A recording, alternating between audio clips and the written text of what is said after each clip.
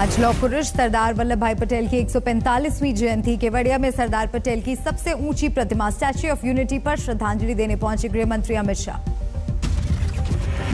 केवड़िया में देखा भव्य नजारा। आज जवानों ने किया शौर्य का प्रदर्शन, परेड में लिया हिस्सा। सीआईएसएफ के 75 साइकिल सवारों ने निकाली रैली। 9000 की दूरी तय कर पहुंचे हैं केवड़िया। पुलिस बल के 101 बाइक सवारों ने परेड में लिया हिस्सा। 9200 किलोमीटर की दूरी तय कर पहुंचे हैं केवड़िया। केवड़िया में सुरक्षा बल के बैंड ने जवानों में भरा उत्साह, बजाई जोशीली धुन।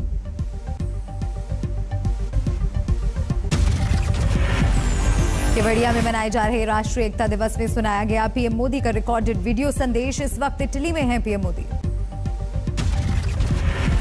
पीएम मोदी ने कहा, आज आत्मनिर्भरता की ओर बढ़ चला है भारत। बाहरी और आंतरिक हर चुनौती से निपटने में है सक्षम।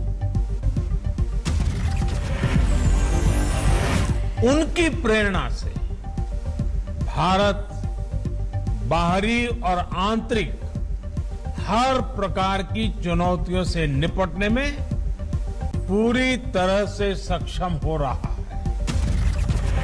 पीएम मोदी ने कहा, नाव में बैठे हर मुसाफिर को नाव का ध्यान रखना होता है। हम एक होकर रहेंगे तभी लक्ष्य को प्राप्त कर पाएंगे।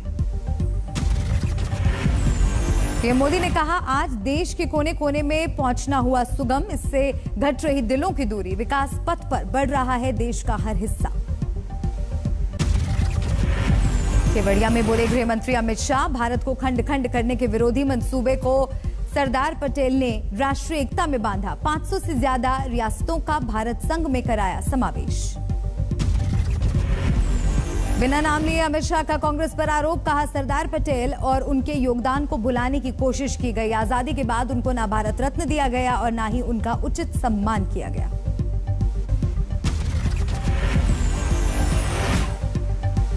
भारत को एक करने का काम किया, मगर दुर्भाग्यपूर्ण बात है कि सरदार साहब को भुलाने का प्रयास किया गया।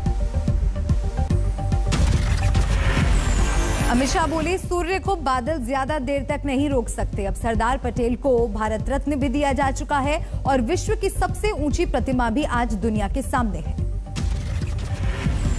अमित शाह ने कहा, आजादी के 70 सालों बाद तक गरीब उपेक्षित थे। पीएम मोदी ने उन्हें सम्मान दिलाया। आज जन जन तक पहुंच चुकी हैं कल्याणकारी योजनाएं। केवड़िया में महिला बैंड की टुकड़ी ने भी किया प्रदर्शन। परेड के दौरान मिलाए कदम ताल। केवड़िया में हजारों कलाकारों ने किया रंगारंग प्रदर्शन। बॉडी पेंट के जरिए बिखेरी तिरंगे की छटा। दूर पहाड़ियों पर बैठकर भी समारोह का दीदार करते दिखे लोग। केवड़िया में राष्ट्रीय एकता दिवस समारोह में भारतीय हॉकी टीम के कप्तान मनप्रीत सिंह के अलावा जल थल वायुसेना के अधिकारी भी मौजूद रहे। केवड़िया के राष्ट्रीय एकता दिवस समारोह में ओलंपिक, एशियन गेम्स और अन्य खेलों के मेडल विजेता खिलाड़ियों ने भी की शिरकत।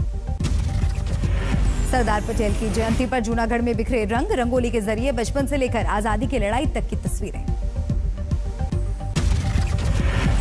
यूपी के सीएम योगी आदित्यनाथ ने भी सरदार पटेल को दी श्रद्धांजलि। समारोह में लोगों ने ली राष्ट्रीय एकता को मजबूत करने की शपथ।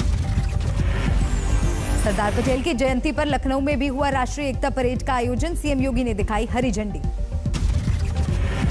पूर्व प्रधानमंत्री इंदिरा गांधी की पुण्यतिथि आज। राहुल गांधी ने दिल्ली में शक्ति स्थल जाकर दादी को किया नमन। राहुल गांधी को दादी इंदिरा गांधी को पुष्पांजलि देने के बाद समाधि स्थल की परिक्रमा की। कांग्रेस के कई नेता श्रद्धांजलि देने पहुंचे थे शक्ति स्थल।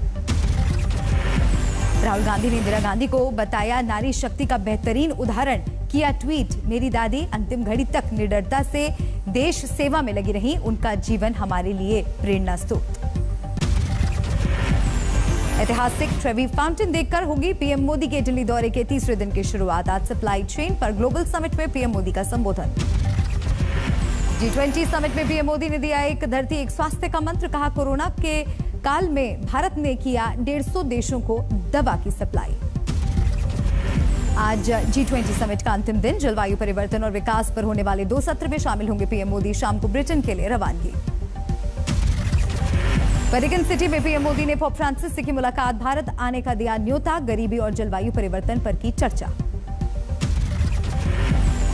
G20 समिट में दुनिया के दिग्गज नेताओं के साथ पीएम मोदी की दिखी जबरदस्त गर्मजोशी। राष्ट्रपति बाइडेन और मैक्रो से भी मुलाकात।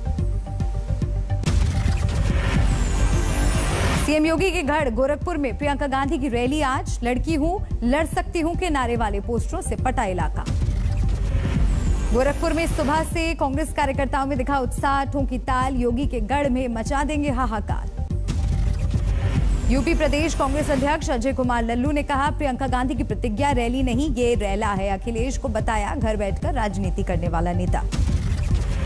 आज बेंगलुरु के कांतिराव स्टूडियो में किया गया अभिनेता पुनीत राजकुमार का अंतिम संस्कार। फैंस का हुजूम उमड़ा। पूरे राजकीय सम्मान के साथ हुई पुनीत राजकुमार की अंतिम विदाई। पिता के अंतिम दर्शन के लिए यूएस से बेंगलुरु पहुंची बेटी धृति। एनसीपी नेता और उद्धव सरकार में मंत्री नवाब मलिक ने आज फिर एनसीपी के जोनल हेड समीर वानखेड़े पर किया वार। कहा, उनके पिता ने किया था धर्म परिवर्तन, जन्म से दोनों बच्चे हैं मुसलमान। नवाब मलिक ने कहा, महाराष्ट्र के सामाजिक न्याय मंत्री और स्क्रूटनी कमेटी के सामने उठाऊंगा मुद्दा। एससी सर्टिफिकेट में फर्जीवाड़ा कर पद पर बैठे हैं समीर वानखेड़े।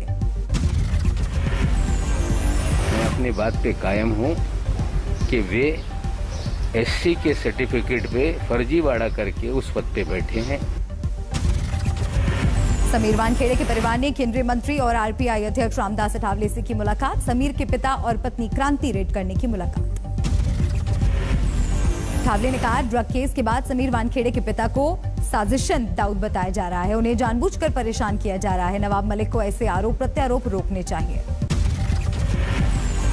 देश में फिर बज रही है कोरोना के खतरे की घंटी। धीरे धीरे कोरोना केस में हो रहा है इजाफा। पिछले 24 घंटे में 12,830 नए कोरोना केस आए सामने। देश में पिछले 24 घंटे में कोरोना से 446 लोगों की गई जान। असावधानी बढ़ा रही है चिंता। केरल में कोरोना का कहर जारी। पिछले 24 घंटे में केरल में 7,727 नए कोरोना केस आए सामने। 62 लोगों की गई जान। देश में अभी है 1,59,000 से ज्यादा कोरोना एक्टिव केस।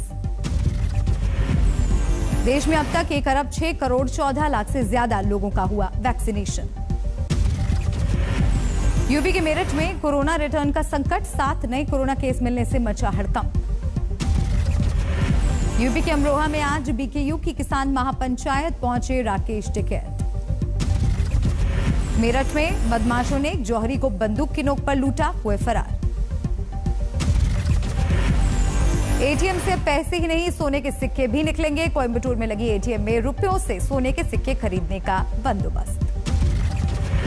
सोने के सिक्के वाले एटीएम से 1 ग्राम से लेकर 8 ग्राम तक के सोने के सिक्के खरीदने का बंदोबस्त। सुरक्षा का रखा जा रहा है खास ख्याल।